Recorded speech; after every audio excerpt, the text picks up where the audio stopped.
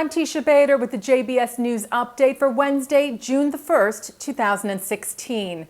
Over 2,000 people gathered yesterday at the first-of-its-kind conference at the United Nations in New York City, aimed at combating the Boycott, Divestment, and Sanctions, or BDS movement.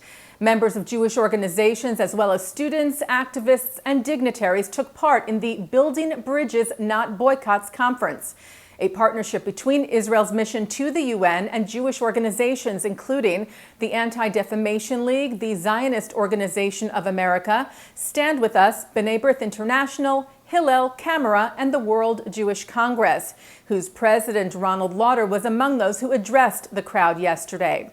Lauder questioned whether all those who support the BDS movement actually understand what it really means. He said the plain truth is that today's boycott against the state of Israel is no different from Henry Ford's anti-Semitism of the 1920s or the Soviet bloc's anti-Zionism of the 1950s and 60s. So when you march with BDS, Lauder said, you are marching with some really bad people, anti-Semites.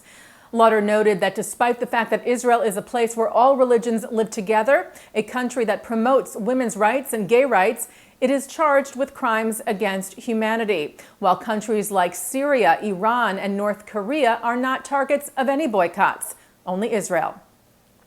Lauder said, make no mistake, the BDS movement doesn't support the Palestinian people. It is strictly a campaign to delegitimize Israel, which is simply the latest attempt to deny the Jewish people their right to self-determination. Lauder said the World Jewish Congress will, quote, commit all of our resources and all of our abilities to help fight BDS. And Israel's ambassador to the UN, Danny Danon, addressed the conference as well. He said that the BDS phenomenon amounted to, quote, modern-day anti-Semitism, and that those who wanted to fight it must unite to reveal its true face and put an end to its ideology of hatred and lies. Danon told the Times of Israel that BDS was, quote, the exact kind of hatred the UN was founded to eradicate and now was found within the UN. Here from the Parliament of Nations, Danon said, we commit to fighting BDS on campuses, in the courts, and in the halls of the UN.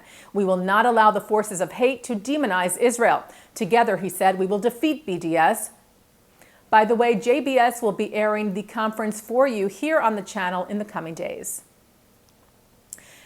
An Israeli Arab was sentenced today to 25 years in prison for the car ramming and stabbing last year that injured 2 Israeli soldiers. Ala Ziad was sentenced for deliberately running over Orel Azuri and another soldier at a bus stop on Route 65 near Kibbutz Gan Shmuel in October. Azuri was severely wounded and is still recovering from the incident. The court noted that the defendant was a citizen of the State of Israel who decided to carry out a terrorist attack to murder Jews only because they are Jews. The court said the crimes that he has been convicted of require a severe punishment to send a definitive message and establish a deterrent.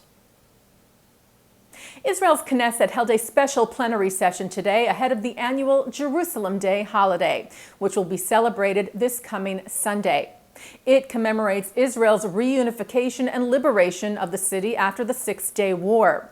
Israeli Prime Minister Benjamin Netanyahu told those gathered at the session today that Jerusalem was ours and will remain ours. He said Israel doesn't need to, quote, make excuses for its presence in Jerusalem, and that the pre-1967 division of the city would not recur. Netanyahu said, we remember Jerusalem up until the 1967 Six-Day War, referring to when the city was split, with Israelis excluded from the old city or its eastern neighborhoods. Netanyahu said, we certainly do not want to return to that situation, adding that I believe the Six-Day War clarified to our enemies that we are here to stay. Knesset Speaker Yuli Edelstein and opposition leader Isaac Herzog also addressed the meeting. Jerusalem Day, or Yom Yerushalayim, will be celebrated this coming Sunday with events across the country. And today marked Unity Day in Israel and across the Jewish world, celebrating the diversity, tolerance, and scope of Judaism.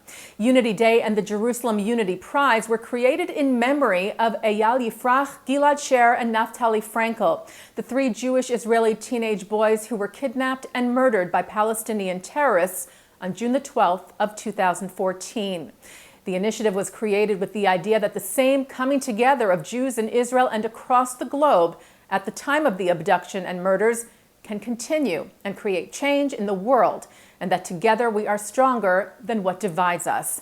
The Jewish Unity Prize was presented today in Jerusalem. Among the recipients, the Global School Twinning Network, which is a program of the Jewish Agency for Israel's Partnership Together program, which strives to build connections between students at more than 650 schools in Israel and the diaspora. And taking a look now at our programming for tonight on JBS, Wednesday, June the 1st, at 7:30, journalist David Gregory talks about his Jewish journey. At 8 tonight, more of our coverage from the Jerusalem Post conference, including remarks from Yisrael Katz, who serves as Minister of Transportation and Intelligence in Israel, Representative Ed Royce of California, who is chairman of the Foreign Affairs Committee, Carolyn Glick, who is senior editor of the Jerusalem Post. At 9 tonight, Daniel Hartman, who is president of the Shalom Hartman Institute in Jerusalem, reflects on his time as a tank commander in the IDF and offers his perspective on the Middle East conflict today and policies of the State of Israel. And coming up right after this newscast tonight, Thinking Out Loud with Micah Halpern. And that's the JBS News Update for Wednesday, June the 1st, 2016. I'm Teisha Bader.